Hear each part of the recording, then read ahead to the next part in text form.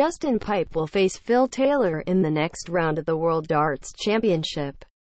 Smith, a qualifier, was on Match Darts and as he went to throw double 10.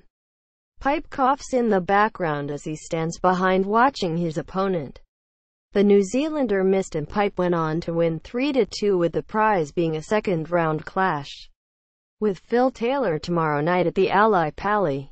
Nothing was mentioned after the game, but the incident appeared on social media yesterday.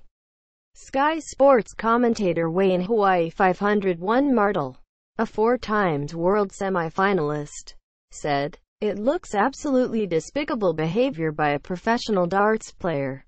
Every time I see it, it was a case of how desperate are you?